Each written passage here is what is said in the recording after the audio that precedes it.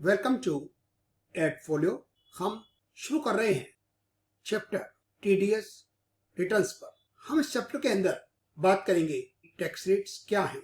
वो हम लेंगे फाइनेंशियल ईयर 2021-22 के।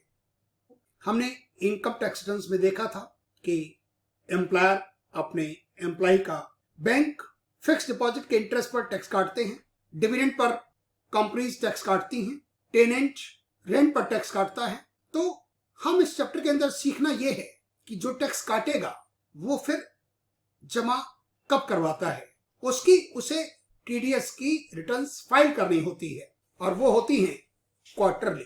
आपने अपने एम्प्लॉय का टैक्स काटा, उसके लिए रिटर्न्स वो 24Q के नाम से होगी। और यदि अदर देन एम्प्लॉयर कोई टैक्स काटता है तो उसको हम नाम देंगे रिटर्न्स का 26Q। टैक्स डायरेक्टर को इस काम के बदले कोई इनकम टैक्स डिपार्टमेंट से कोई रेम्युनरेशन नहीं मिलता, कोई कमीशन नहीं मिलती।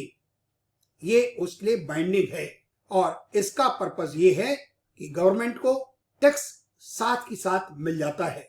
Tax directed at source.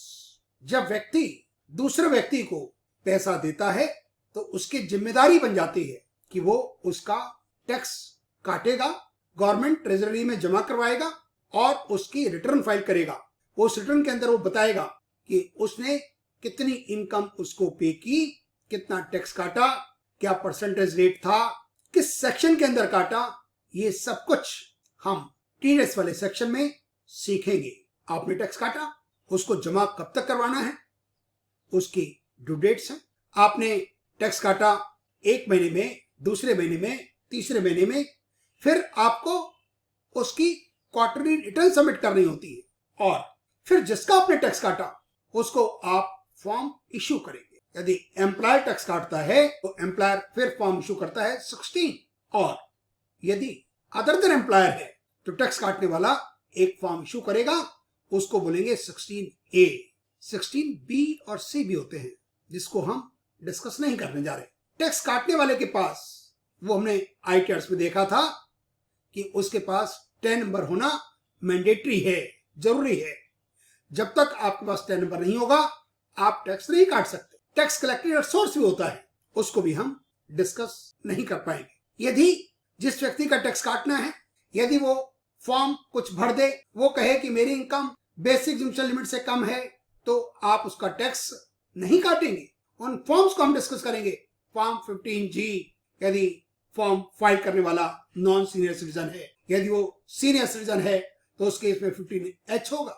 या जो टैक्स रेट्स हैं, यदि उससे आप लोअर रेट पर कटवाना चाहते हैं तो फिर जिसका टैक्स कट रहा है, जो डायरेक्टली कहलाता है, वो अप्लाई करेगा इनकम टैक्स डिपार्टमेंट को। फॉर्म 13 कहलाता है। जब जब मेरा टैक्स कटेगा, मेरा टैक्स डायरेक्टर्स अपनी क्वार्टरली टीडीएस रिटर्न्स फाइल करेंगे। लेकिन जब मैं ITR फाइल करता हूं तो ये सारा इंफॉर्मेशंस मेरे फॉर्म 26AS में रिफ्लेक्ट होती है। वहां पर जिसने टैक्स काटा उसका 10 नंबर होता है, नाम होता है, सेक्शन होता है, कितनी उसने इनकम दी वो होता है, कितना टीडीएस काटा वो होता है। हम सैलरी में केसेस करेंगे, इसी तरीके से नॉन सैलरी में हम प्रैक्टिकल केसेस लेंगे। जब हम टीडीएस रिटर्न्स भरते हैं तो उसको भरने के लिए, उसको फिल करने के लिए हमें NSDL की वेबसाइट पर जाकर सॉफ्टवेयर डाउनलोड करना है। वो कैसे करते हैं वो हम आगे फर्दर लेक्चर्स में सीखेंगे। इसमें क्वार्टर 4 होंगे। क्वार्टर 1 1 अप्रैल से लेकर 30 जून, 1 जुलाई से लेकर 30 सितंबर, 1 अक्टूबर से लेकर 31 दिसंबर, और लास्ट क्वार्टर 4 होगा 1 जनवरी 2022 से लेकर 31 मार्च 22।